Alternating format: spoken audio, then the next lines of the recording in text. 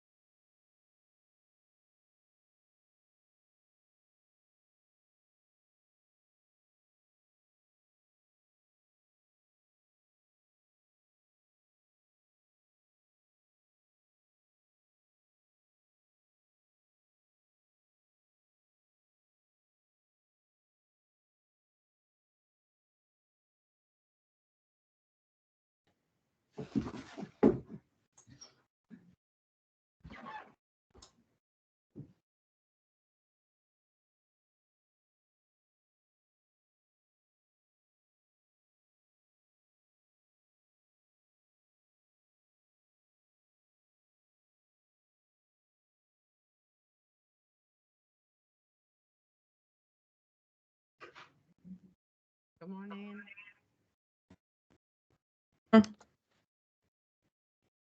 Morning. How are you? No?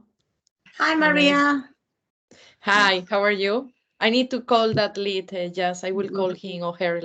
Oh, yeah, Nuria. Nuria. She. I will call. Yeah. No, I didn't remember the name, so I didn't know if it was a guy or a girl. I will call her later. She is actually part of the Von group, the people I met in Madrid. And Maribel used to learn with us. Do you remember? She had like. Yeah. Yeah, Maribel, but then she's got so busy at work. So this is a friend of hers. So there's a big group of them. I know, but I think I get the feeling she just wants to do one-to-one, and that's we talked about it in a Friday talk once, didn't we? How do we get people to do group? I will talk to her, and from there we will see. How about the rest? Hi, Catherine. Hi, Alistair. Hi, Nessa. Hi, Diana. Hello. Hi, Raquel. How are you? How was your week? Alistair, how was your week? The first week teaching? Good? Bad? No, it's gone very well. So far, I had one cancellation yesterday that occurred a couple hours before the time. Well, other that than happens. other than that, there was a slight confusion because I hadn't refreshed the page, so I thought it had happened within minutes of the lesson. So me and the assistants were trying to work out what had happened, but no, it went well. Okay, happy to hear that. And for the rest, good one, good week. Yes, all good, all smooth. Well, Catherine is going to start teaching with us next week, so let's see. Yeah, are you excited? Yes, I'm looking forward to it. Thank you very much. Okay, so let's see if Gergo is already here. So Hi, good morning. Hi. Morning. Hi, everybody. How are you today? Good. Morning. Good. Morning. Sunny, happy, ready, tired, fed up. No. All of these a little bit. No, all good. All right. Today we're supposed to have a few new people joining us, perhaps a little later. Catherine, because we have met on Wednesday, but the rest of the community haven't heard from you yet. Could you please come to the microphone and introduce yourself shortly? Now? If it's okay with you. Sure. My name is Catherine. I am living in Spain, in Andalusia, just outside of Granada.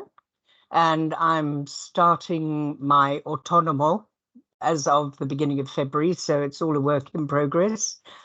I have been teaching for almost 30 years, all over the place. So I've taught in Malaysia. I've just finished up a contract in Oman.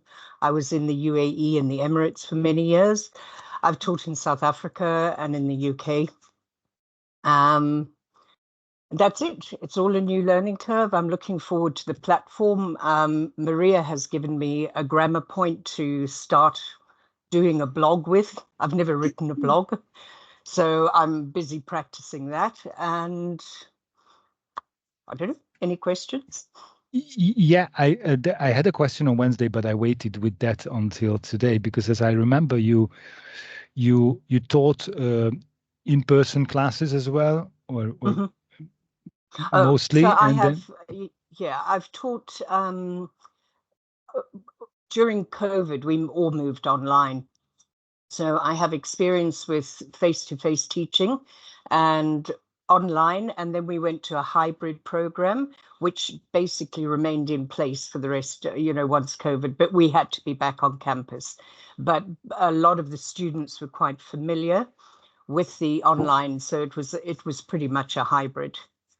So I wasn't, only during COVID was I exclusively teaching online. So I've been using several platforms. We use Teams, so I'm quite familiar with that.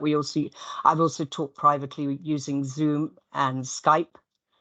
And which do I've you taught prefer? all ages. I'm originally a Montessori teacher.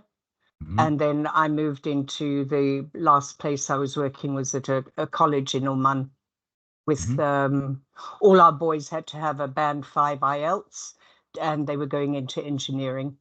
So it was very specific.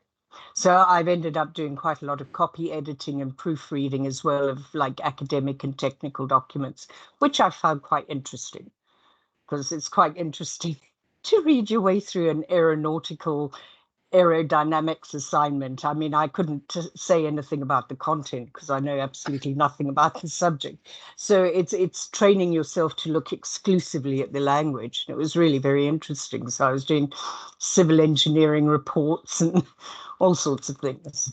That's That was good. fascinating. Yeah. And if you had to choose between, perhaps a stupid question, between face-to-face or in-person and online classes, which would you go for, and why? I must be honest, I think nowadays everybody's so comfortable with social media and online platforms and things. I think it's just becoming more familiar with what the online platform is. I think face-to-face is really nice because there's you've got a lot of connection, whereas online you're talking to a screen. But I mean, you can get a lot across. I had a lesson this morning with a student, and I mean, we were having a good laugh. So there's a lot of ways that you can connect with people online. So I'm happy with either. I don't think online teaching is going away ever. I think it's going to become more sophisticated and more adaptable and everything. And regarding the materials you use in an online class and in an in-person class, did you spot a difference? What do you teach with? What can you teach with?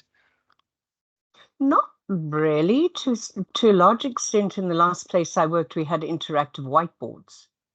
So you were kind of teaching, it was kind of online anyway, because you loaded all your stuff up, your lessons and your resources and everything, you loaded onto the interactive whiteboard, and then you were using it. So the difference was you weren't sitting behind a computer, but I mean, you were still working with technology. So the difference was just having, 28 students in the class.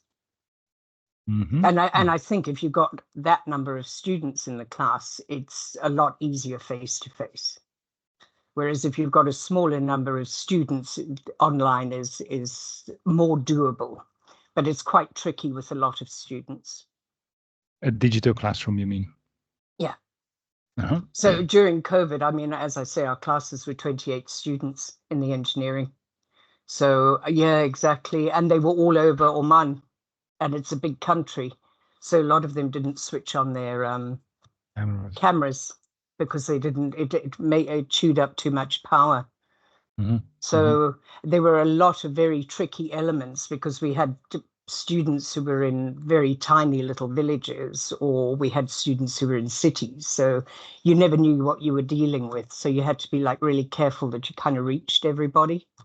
So that's tricky. It's easier in a face-to-face class because you can see. Okay. And now starting with Oxinity, what do you expect from classes which last for 30 minutes? Because the majority of our I've taught classes. classes I've taught online always part-time, or I've done tutoring, so 30-minute classes. My timing is always a little bit, so I will definitely need to practice, is the pacing and the timing. But practice makes perfect, and off we go. Okay, nice one. Nice one. Catherine, thank you very much. Thank you. And welcome to Oxinity once again. Thank you very much. Okay, now, for instance, Catherine wasn't here last week, and I don't know, perhaps a few of you also were missing. And last week we spent a lot of time eventually on defining what shouldn't we do in the classroom. Actually, that was the focus on, right? So I'd like you to briefly help us to remember what things we shouldn't do in a classroom in general, digital classroom as well, but in a classroom in general. Who would like to, I don't know, maybe some of you took notes. Yes, please go ahead. Go ahead. Well, what you should do, first of all, is to be punctual. We said, don't be late, try not to be late. And we spent a lot of time talking about not using your phone. Try not to use your phone. And then I suppose once the class gets going, start with quick questions. That's the key essence of Oxinity. That's how we differentiate ourselves. So no small talk because there's not enough time. And I think we'd keep the pace going of the class and try not to eat or drink, well, just having a cup of tea there. Obviously, no swear words, etc. we talked about. And then once the class gets going, keep the pace and finish the class, summarize it, and send an email as a feedback. Yeah, super. Yeah. Anything else anyone would add to this? Because I think this is really concise. Sending an email is an important thing. I don't know. Last week we I think talked about it, but it's important that because it helps. Sorry, it helps the progress of our students, and students also expect this from us, from the company. So that's why it's important for these two reasons. Yeah. Okay. Now, there were 3 questions. Sorry, can I just ask, when I did my lesson, I wasn't quite sure how to send the email. So I put the chat into the general conversation and I kind of pressed send, but I didn't know if it sent. So yeah, I think I might just need a refresher on that. Yeah, there is a save button above the box where you paste it. Above that, you click save first, and then you can send the email. First, it needs to be saved, and then the email will be sent. Okay, save and send. Yeah, exactly. And is that in the general thing, or is that to the particular student? Now, that's you have this you have this choice in the I don't remember now, but yeah, in the general box, what you put over there will be sent to each and every student. Okay. Who attended. All specific. Yes, okay. and they will be specifically sent to students if you have a few notes or things to mention to the specific students. Perfect. Thank you very much. You're welcome. Rob, please. Your microphone is off. Can you hear me? Now, well, yeah. Okay. I think Josie told me, but I've forgotten. There's some notes against each student's name. Do we need to fill out notes? Is it compulsory? Josie, would you like to answer this question? Yes, that's the notes of the. Oh, do you mean on the attendance sheet?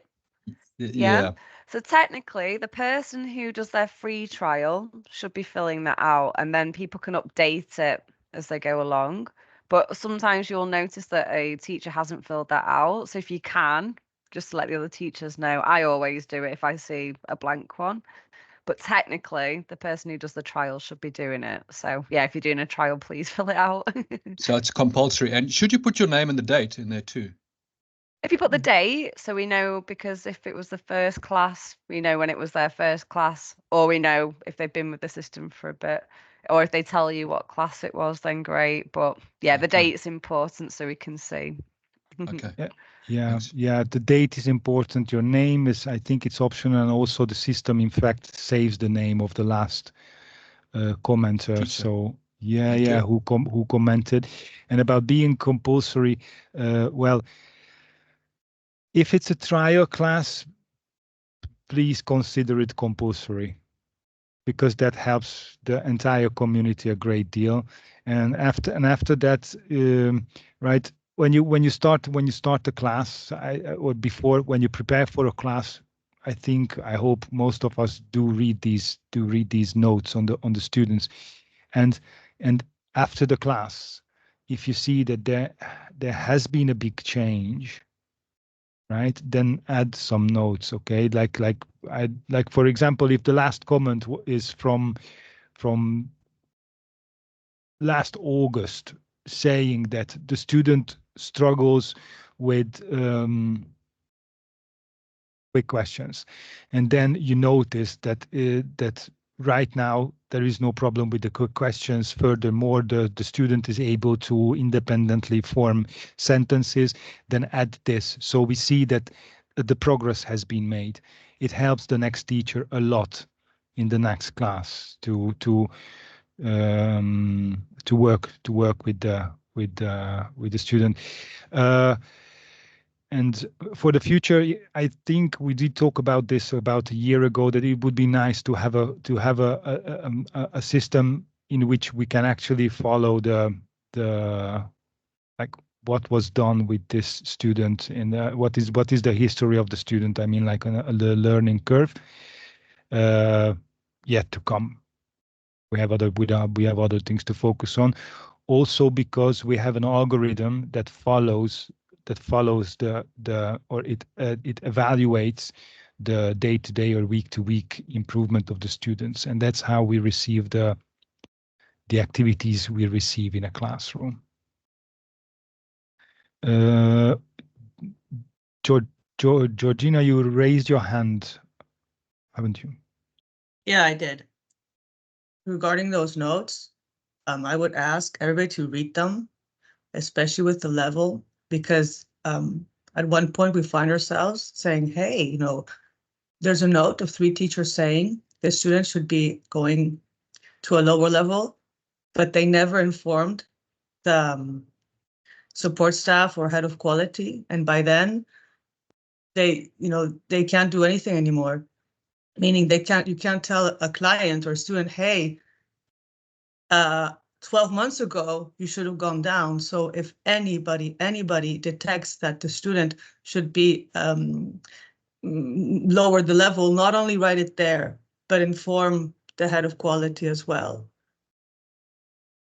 Because I found myself there and like, yeah, but this, it's going to make the problem longer. So sometimes I see, I remember one case, Gergo and Mark Venning said this.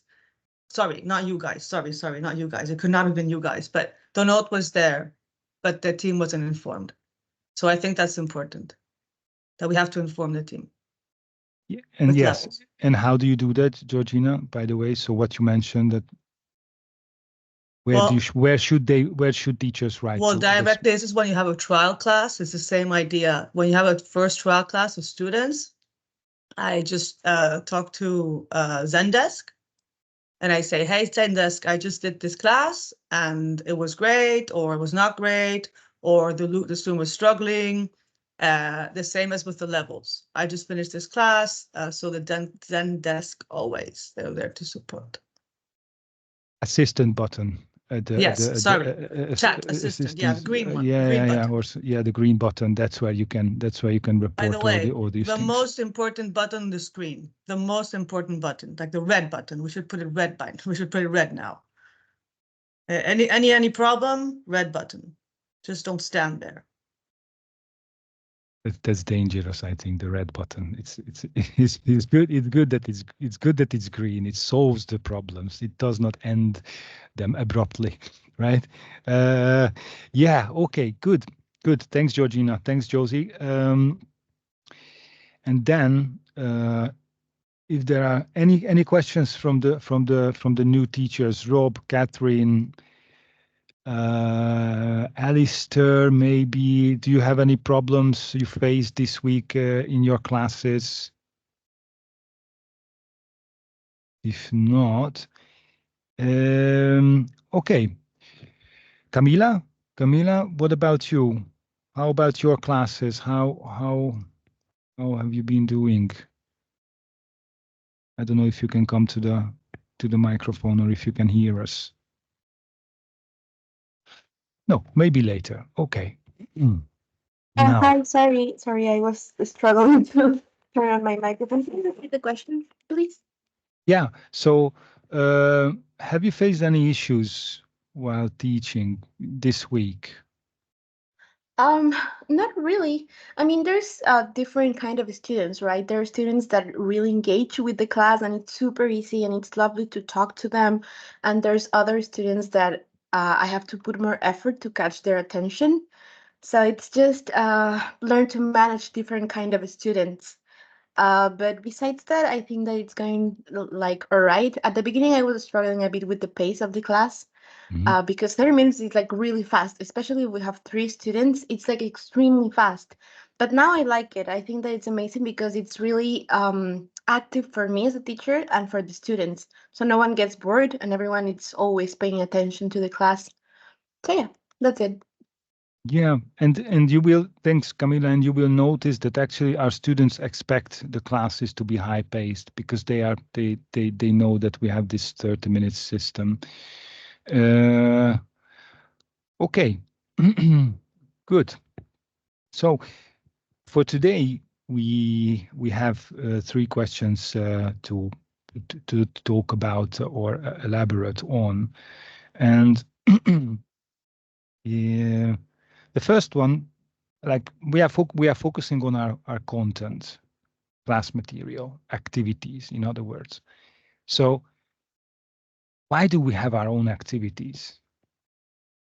Who can answer this question, or who would like to answer this question, or who has ideas about why do we do our own activities? Why do we put so much effort into having our own material? Why don't we simply download things from the internet? We are working online anyway, right? So we could just copy paste things from the internet, put them together, and then work with those. But we choose not to do that. Why do we? Zoe, go ahead, please. Authenticity. So people are paying a lot to have a tailor-made course, and authenticity often instills trust as well. And so there's an element of trust with the company that it's actually driven and focused for them. Very, very important, right? It's good marketing, actually. That we have our own material. Okay, Catherine, please. I think it's also focus practice for the students. Like if you say it's the 30-minute system, so the pacing. So it would be focus practice at a rate. And also, I think making your own materials means that you can actually link things together better and make sure that you're getting your student level, your activities are accurate for the student level. Okay, yeah. Also, it's easier to work with your own material.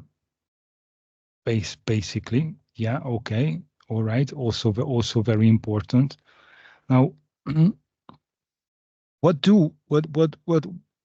does our material represent?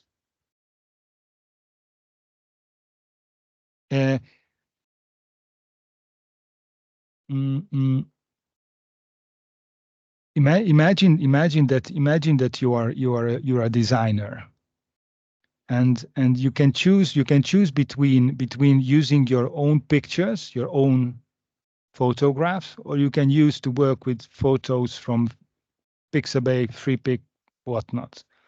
What's the difference? between using pictures taken from the net or between using pictures that you shot yourself? What do your pictures represent besides being your own pictures? Besides not having to pay for them, not having to give how you call this, mention them or comment them. Yes, please. Your microphone is muted. Yes. Whoopsie, you're being original and you're being yourself and you're representing yourself and nobody can copy you. Well, they can, but they're original and your own activities and your ideas. And that's, again, making Oxinity different to copy and paste. We are getting there. We are getting there. We are getting there. Okay. Okay. Are we teaching the same way as other schools which you have taught with or worked for in the past? People here, I think many of us worked for other platforms or for other language academies. Do we follow the same teaching style, method, approach as others? For example, for new teachers like Catherine or Rob or even Zoe, do you find how we teach different compared to what you did or how you did things before? I found that when I looked at the materials and I asked Georgina about it, because there were a lot of activities and then it was taking and select, once she explained that I take and select what I need to teach, that kind of made it a bit easier.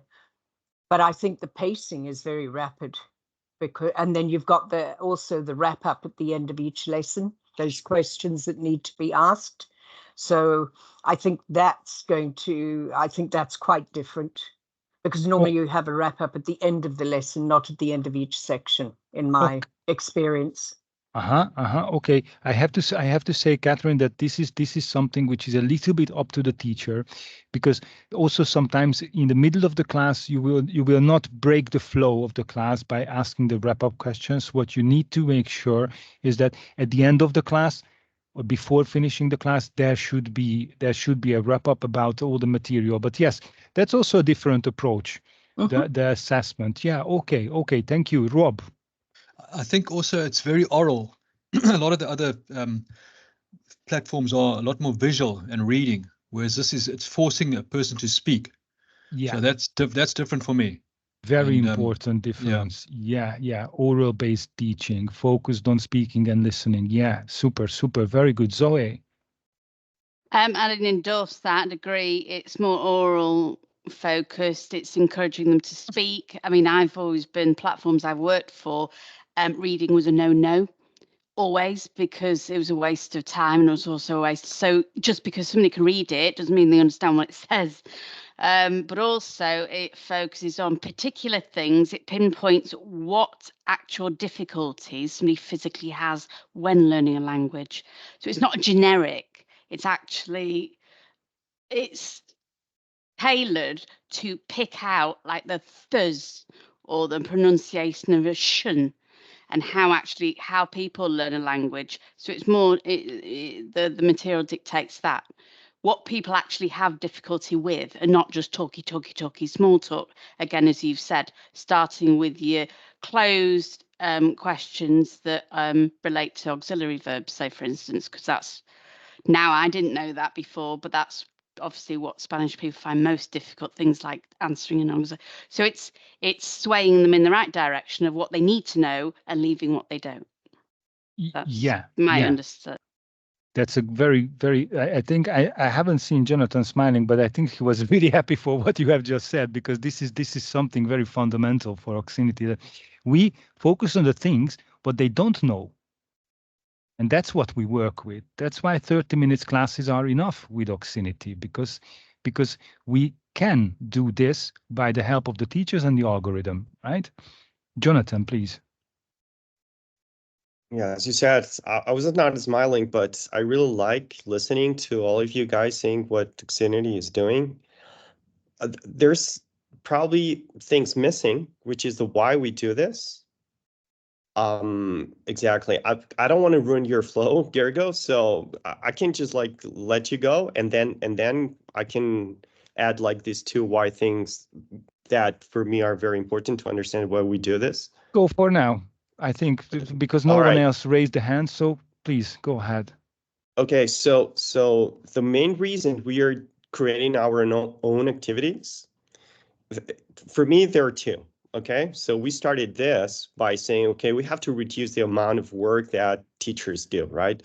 So we saw that a lot of teachers were using other people's material or like books and stuff, but still they would go and start adapting it for their needs. And that represented so much effort, okay? Then we gathered with some teachers and said, okay, why don't we kind of like structure this activity method so you could all do one activity and share it with the others, right? So we will reduce the amount of work that you have to go and do. That was the first thing that we put it on the table. So we started to work with some teachers, and that's how, by doing these Friday talks, we kind of structured what you see today, okay? And now it's very easy to go and prepare something that other people will be able to use, okay?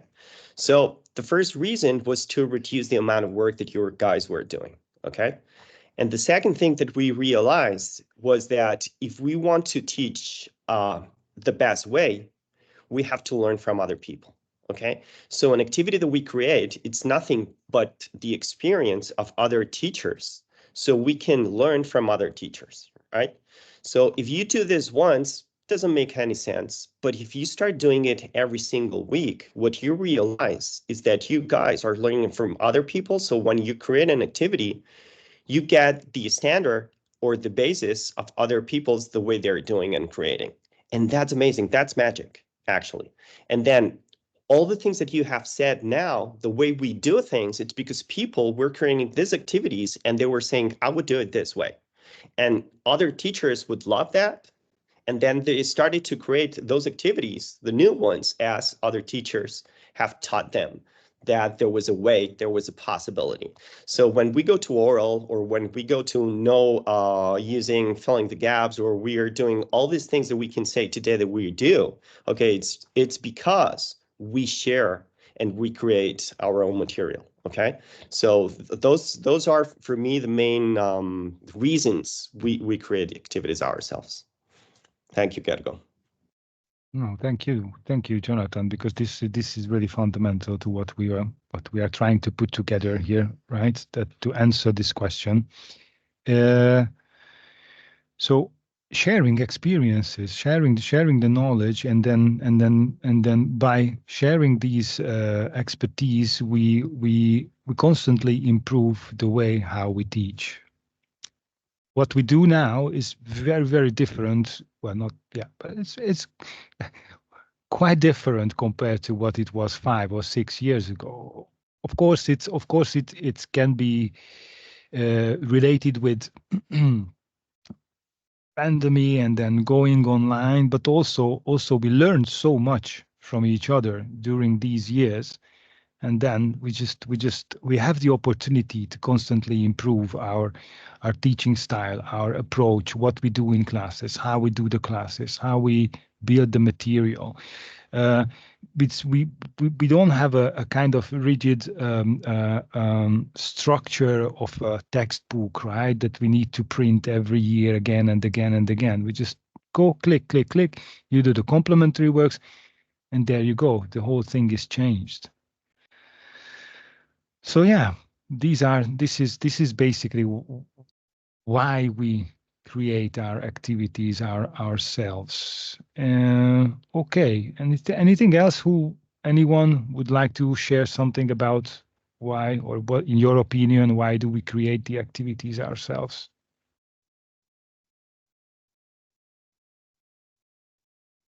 No. Okay, very good. Now, what do we put in these activities? That's the next question. So we have the why.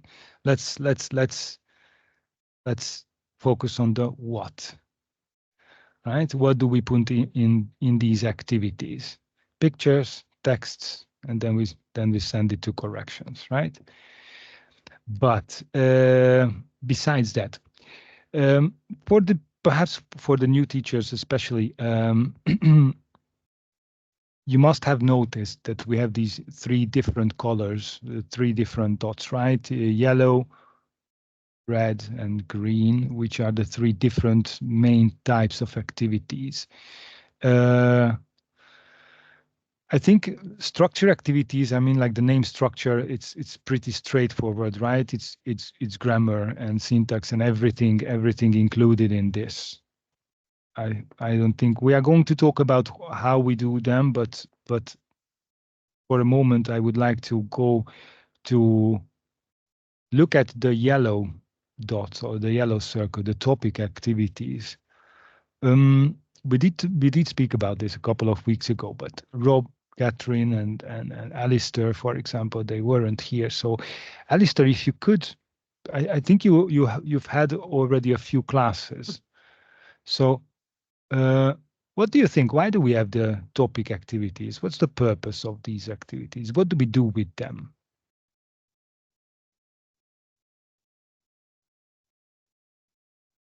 Alistair, can you hear us?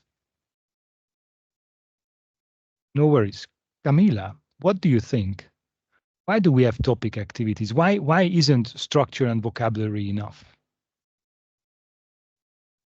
Why are they different? Perhaps you also noticed the difference in the build of these activities. Okay, no, Rob, if I may ask you. Yeah, so I think it's kind of to encourage a bit of free talk and to get the students' confidence up, because it's a case of them communicating to you and you understanding what they're saying. They might not get the grammar right or the pronunciation, but they're just building confidence. That's, for me, that's what it is. Very important part. Very important part. Yeah. Okay, Georgina, you were first. Yeah, well, just to say, it's very magical. This the way this way of teaching, and I'm happy because despite doing it for 3 years and 7 months, my LinkedIn says so. Things are still changing, and as you can see, I'm hyper happy. And I remember with Mari Carmen, when we started doing this new way of welcoming people over, and I said to her, Mari Carmen, I can do 3 activities always in every single class. So there was something that, like, trying to help people do that, it helped me do that as well. And trying to show people how to make the best of those 30 minutes helped me. And regarding what you're saying now, and I notice it with chat box, when I do topic activities, what happens in the chat box? How does the assessment happen there? Or how does the correction happen there? And they're definitely for fluency and accuracy because they just start talking whichever way they want. But the type of corrections there have much more to do with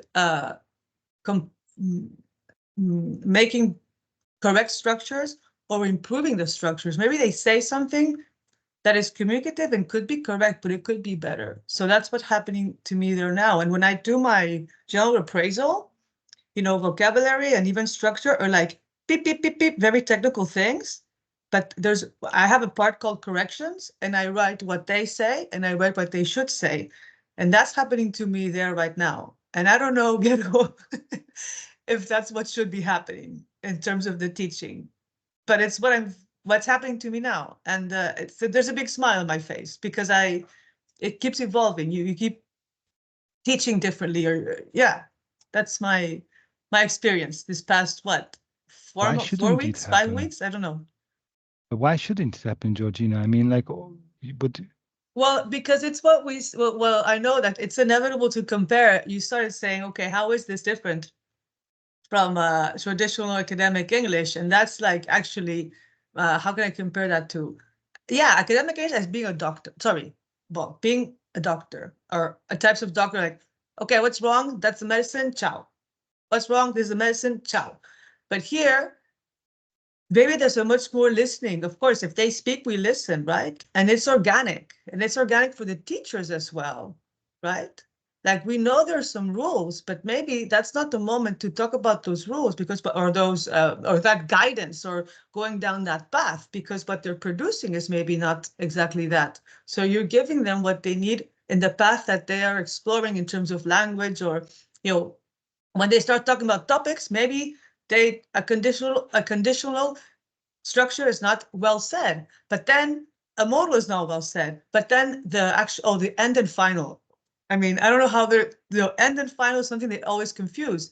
So it's, instead of like working from what a book says, it's working with what they produce. This is something actually when I was teaching, I actually tried to use anything that happened in the classroom. Even if they were making jokes, I would try to use that to as an examples of what they had to learn, whatever it was, right?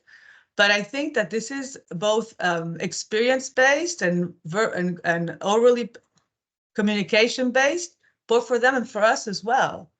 And this is a beauty, and the fact of maybe not, I mean, I do things a certain way, yeah, but then suddenly you're surprised because you try something different. I don't know. This has been happening to me for the past 4 weeks. I don't know if it makes sense or not, but it's a constant learning for us as well. And I noticed that, like, oh, how can, when I talk about structured vocabulary, it says, oh, why are corrections like that? And, you know, what is happening in topic activities that's not happening or shouldn't happen, right? I was about to try to get go. If it's pronunciation, but they got the road wrong, should I correct that? You know, I'm very, very, very picky. But yeah, it's just, I don't know, you're constantly exploring.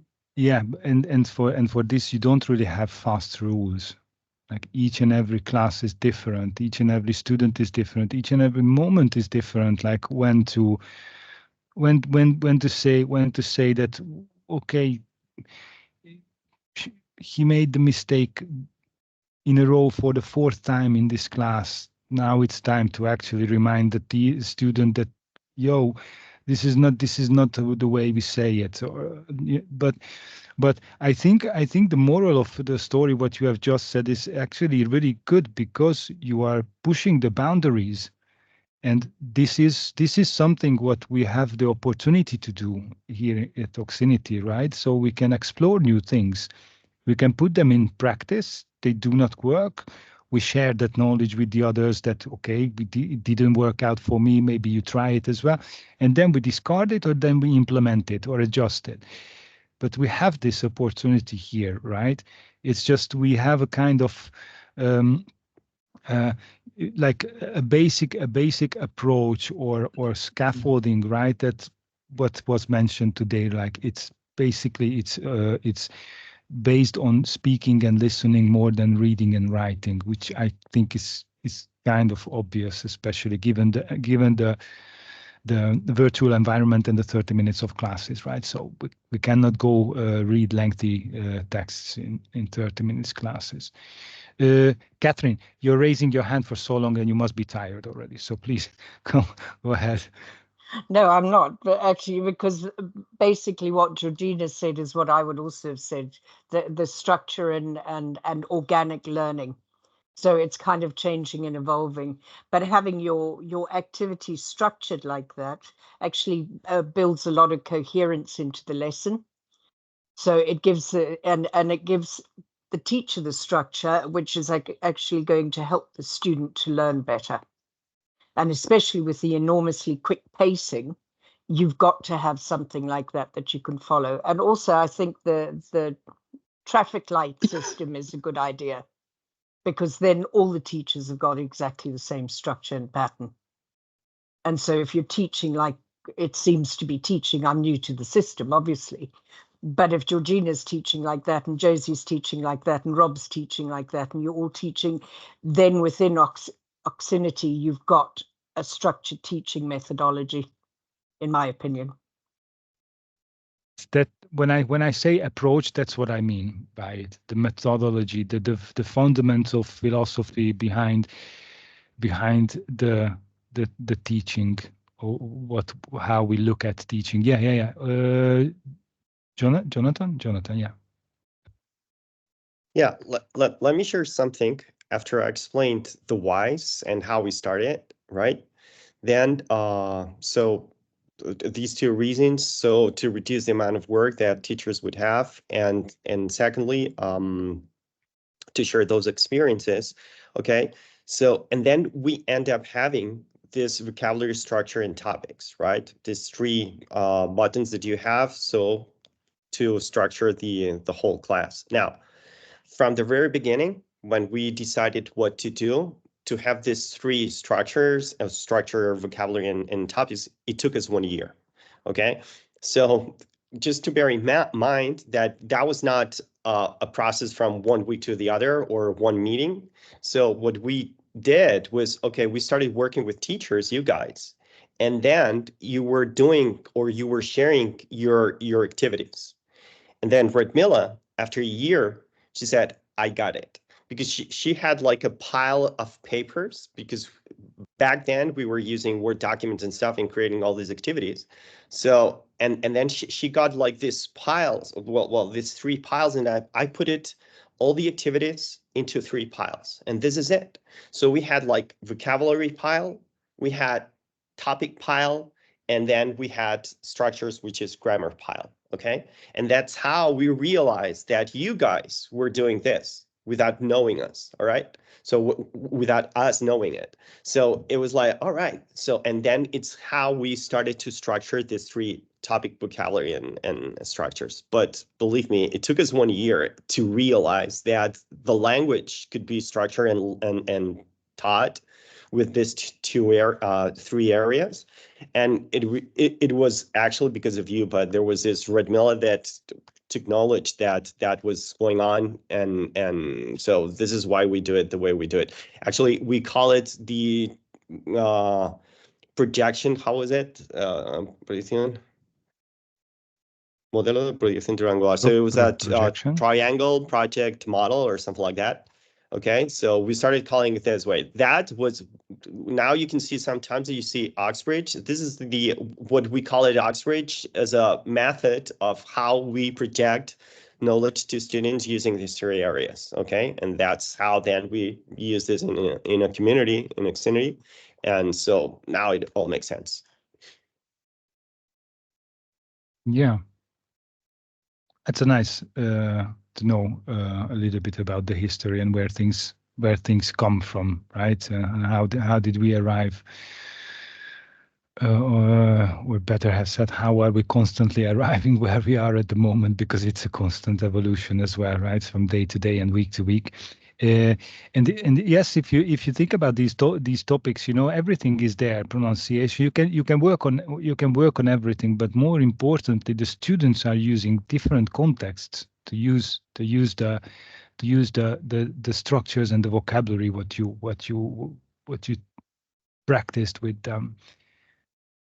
I don't know if any, or I know that some teachers do the topics at the very beginning of the class. I myself, for example, I try to do it middle or the last part, because I how to say,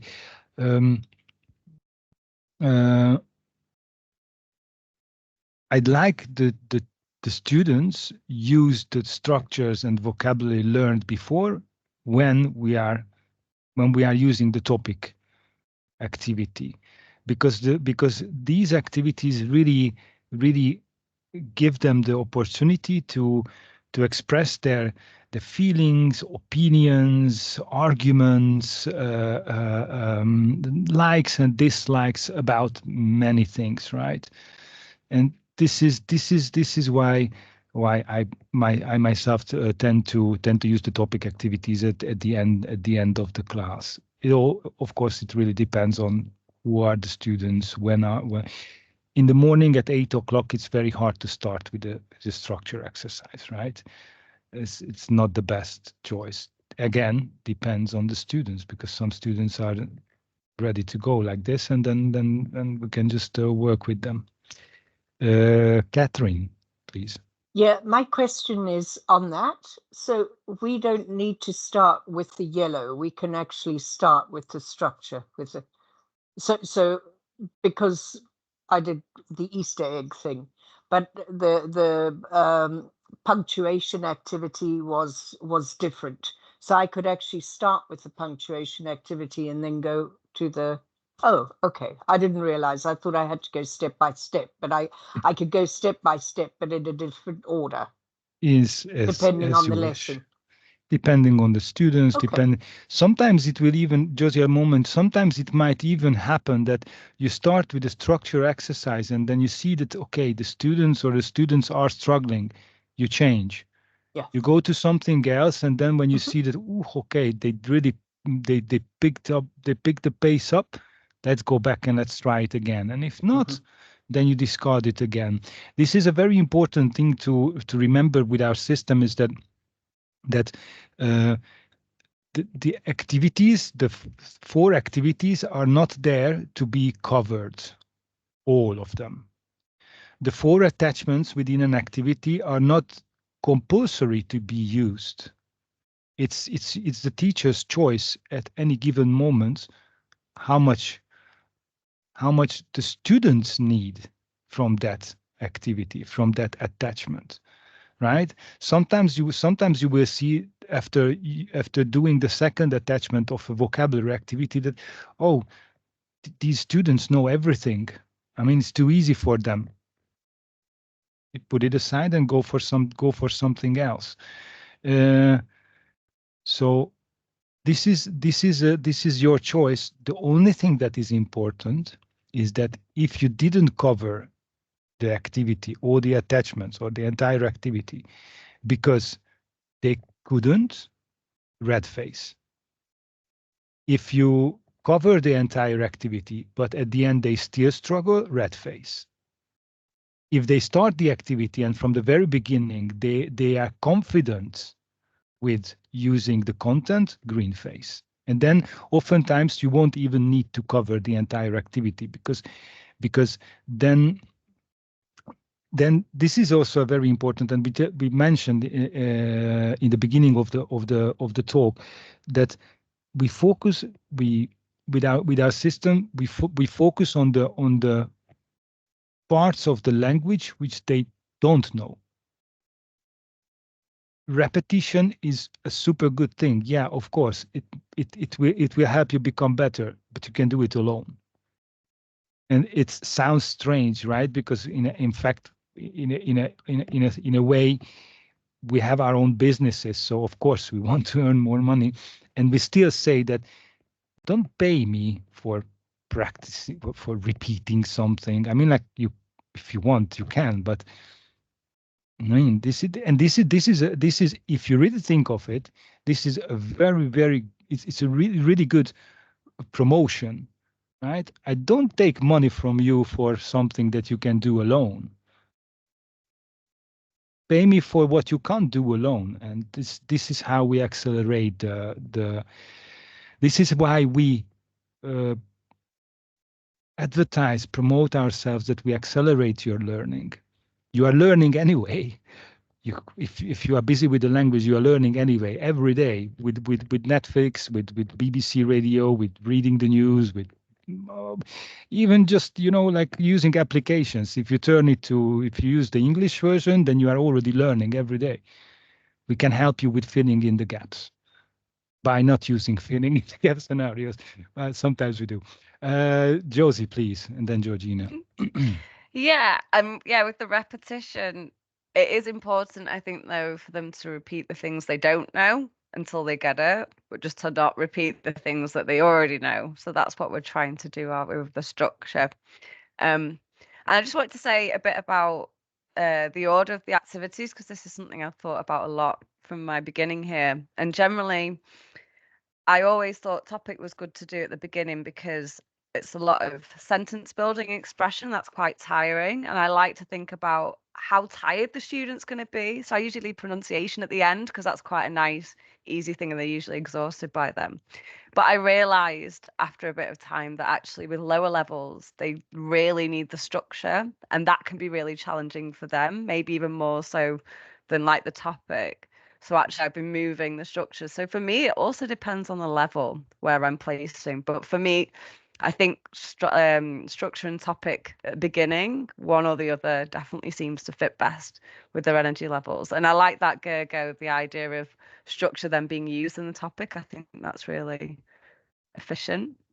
And just one other point as well, I saw someone, a really experienced teacher, not in the Oxinity community, but somewhere else, posted a poll. And it was something about a quote where they'd said that 99% of material should be based on interest and 1% on method. And I was like, that's wild. Like, but I think when I started teaching, I probably would have thought the same. But after like seeing Oxinity's structure and method and realizing how important the method is to creating that interest, and that's what I love about what we do here, like this fast-paced, covering a lot of stuff and the repetition, which means that the classes are really engaging and really interesting. Yeah, it showed me like how interlinked these two things really are. Like the interest really comes from the method. So yeah, the method is definitely really important. Yeah, super nice. Thanks very much, Josie, for this. Georgina, please, you also raise your hand. I also start with structure and vocabulary, and I finish with topic. Although it's not the first time that a teacher says they do it the other way around, which I would be very curious about the effect it has. But I'm going to repeat a famous Josie phrase from her Hall of Fame of famous phrases that I loved. And she said, maybe you don't remember, but a year ago or so, and she said, oh, this is like students outside of the class, they learn. And inside the class, they test if they have learned.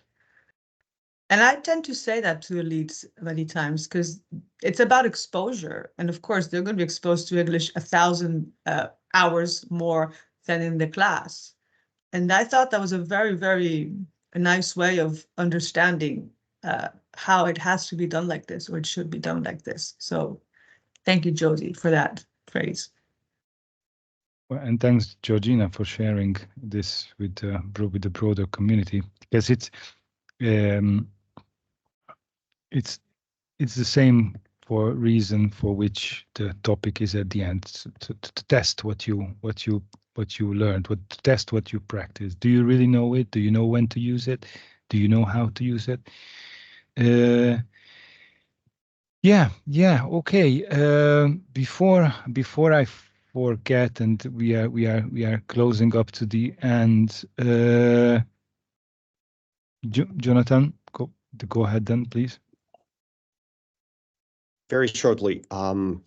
Yesterday I was talking with an American guy, and he was trying to speak Spanish, right? So he's been trying for a long time, and he was putting a lot of effort.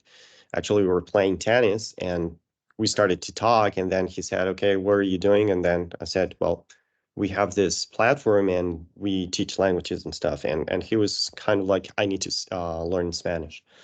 So he explained to me what he was doing, and I said, okay, realize that you already have the ability, but maybe you're using it wrong.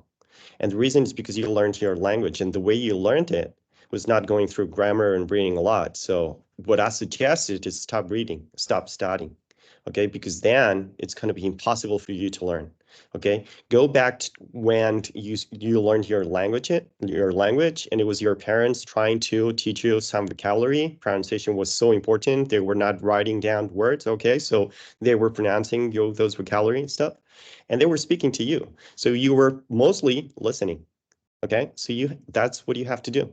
Okay, so you are going to learn a language by listening first, okay? Then, once you listen a lot, then you will realize that you know some words, you can pick up some words, okay, randomly. And because probably those words, you need them to express it, you are hungry or you need water or whatever, so you will say water, you will say whatever you need to say, okay?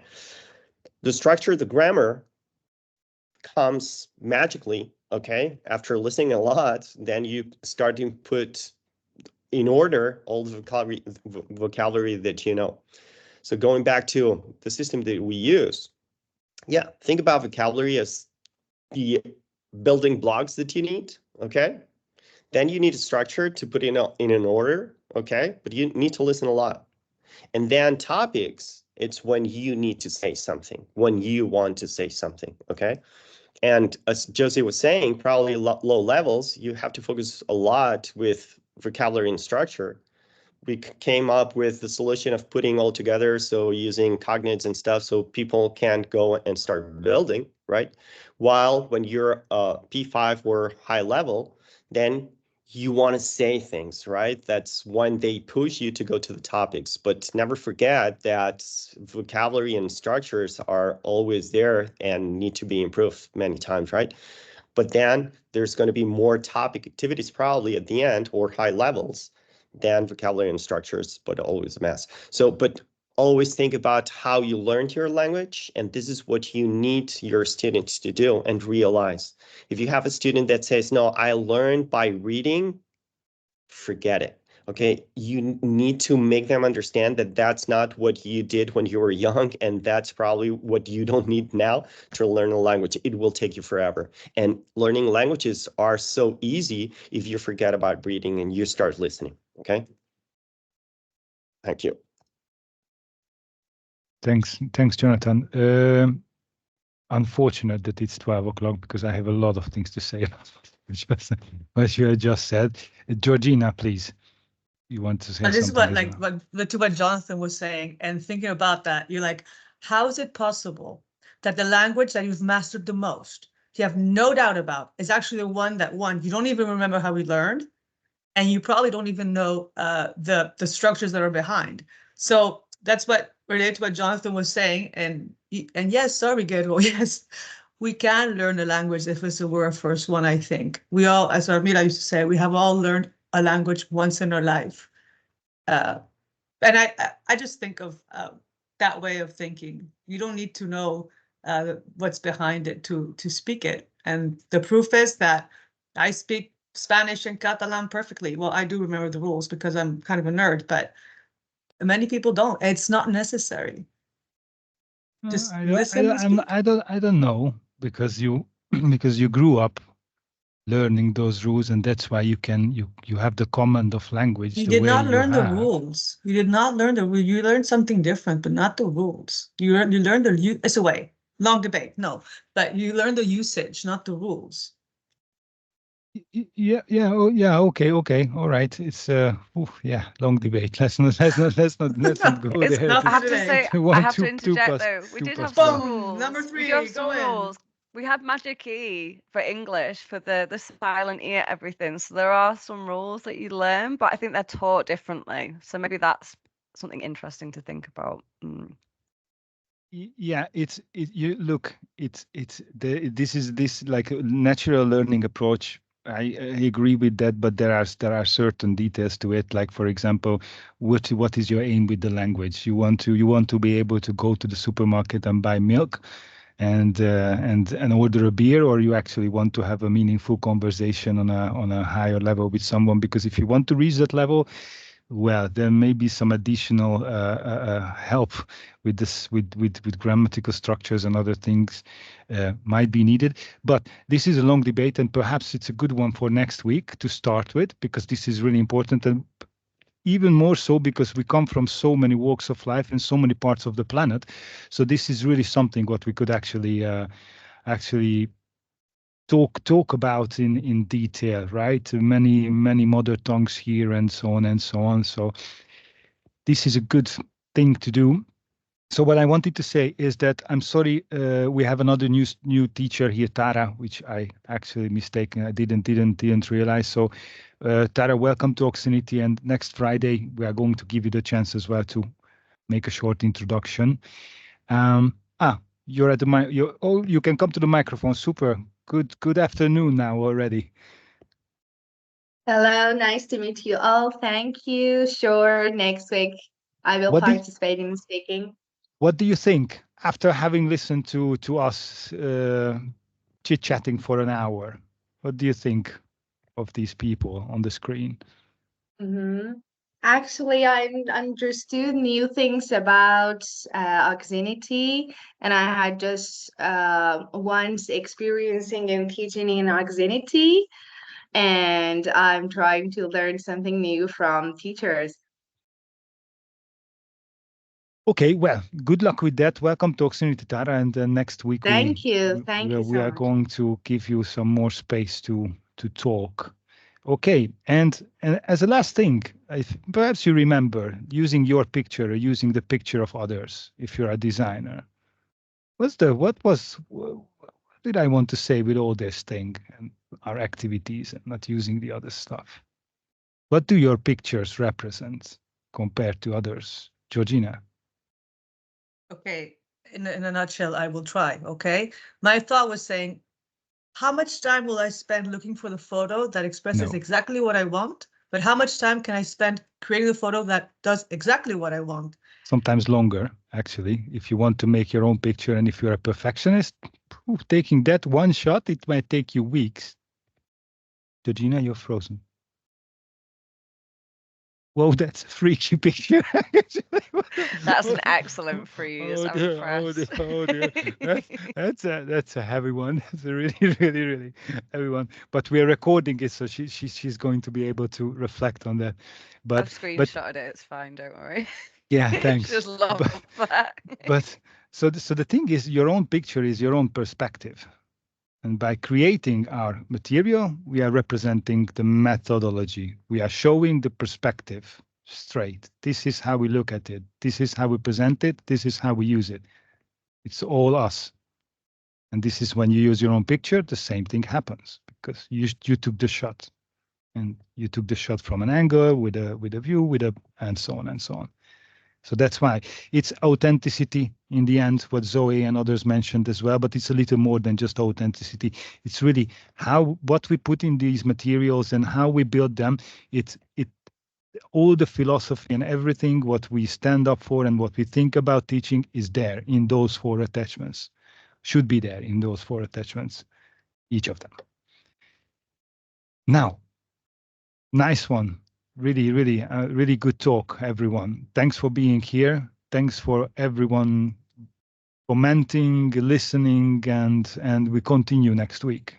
And everyone, enjoy your weekends. Okay? Thank Good you. rest. Thank you. Thank you. Bye-bye. Bye, Thank you, everybody. Chandra. Thank you. Goodbye. Have a Nice good weekend. weekend.